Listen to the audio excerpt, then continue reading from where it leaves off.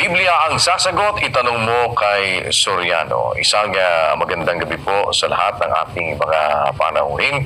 Ang kapayapaan naman ng Diyos Ama at ng ating Panginoong Jesucristo ang sumaatin. Ibig namin kayong i-welcome sa ating pong Ang Dating Daan Worldwide Bible Exposition. Minsan pa, inaanyayahan namin kayo samahan kami sa loob ng ilang oras ng ating pong Bible Exposition. Kasama natin ang kapatid na Eli Soriano. Kapatid na Eli, magandang araw po sa inyo. Magandang araw mga kababayan, magandang gabi po. Salamat sa inyo pong pagdalo.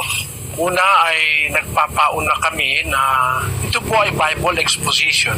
Ibig sabihin ng ating intensyon ay maipahayag, maitanyag, maibulgar, mai-expose in English what really is in the Bible.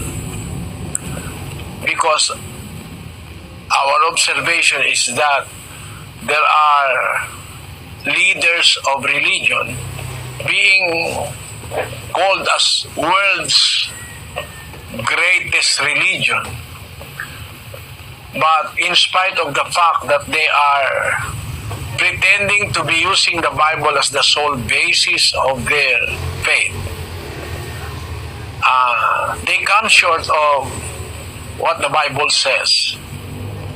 Ang kanila pong ginagawa, hindi ipinangangaral ang talagang buong Biblia. Ang ipinangangaral, yung gusto nilang kuhanin, yung gusto nilang ipangaral. Dahil doon sa observation namin na yon, ay aming nabuo ang konsepto nitong Bible Exposition.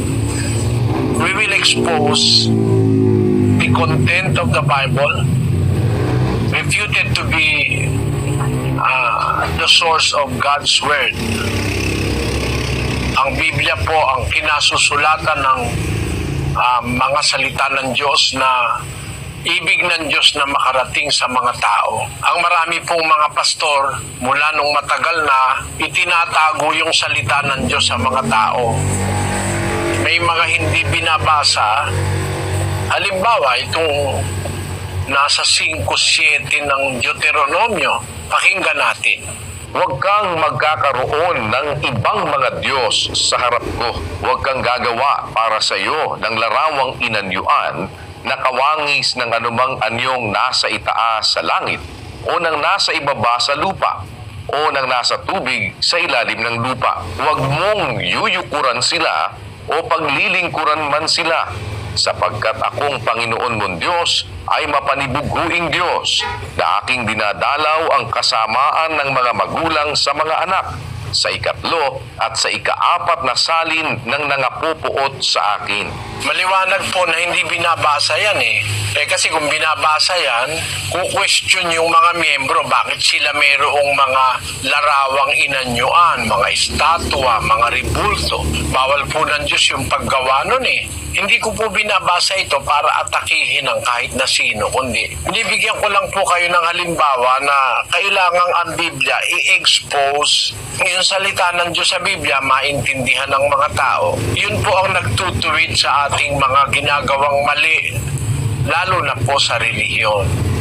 Kaya po ang aming panawagan, mga kababayan, huwag kayong magdaramdam kung sakaling mayroong magtatanong nangangailangan ng prangka o ng matapat na aral na babasahin sa Biblia.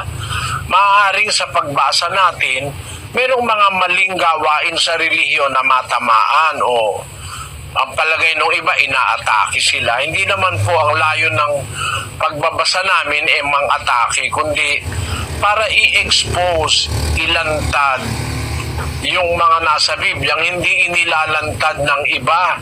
Nung araw, meron ng ganon. Merong Biblia at doon sa mga pastor sa Israel nung araw, may Biblia nang nakasulat, hindi nila tinuturong buo. Sabi doon sa Jeremias 23:30, ganito po, Kaya't narito, ako'y laban sa mga propeta, sabi ng Panginoon, na ninanakaw ng bawat isa ang aking mga salita sa kaniyang kapwa. Ninanakaw ng mga propeta yung salita ng Diyos sa kanyang kapwa. Imbis na ipahayag, hindi ipinapahayag, itinatago, inilalagay sa isang tabi, ninanakaw. Yung mga pastor, ayaw nila na magnanakaw ka. Sabi ng mga pastor, pag hindi ka nagbigay ng ikapo, ninanakawan mo ang Diyos. Ayaw aatakihin ng mga pastor yung mga miyembro na hindi nagbibigay ng 10% kasi ninanakawan mo ang Diyos. Pero hindi pala ganon. Sila pala ang unang-unang magnanakaw kasi yung salita ng Diyos na dapat ituro sa tao, hindi nila itinuturo, natatago. Kaya ang unang-unang magnanakaw yung mga pastor eh. Ang tawag po ni Kristo ron, tulisan at magnanakaw. Yung inaalis yung salita sa kaalaman ng tao.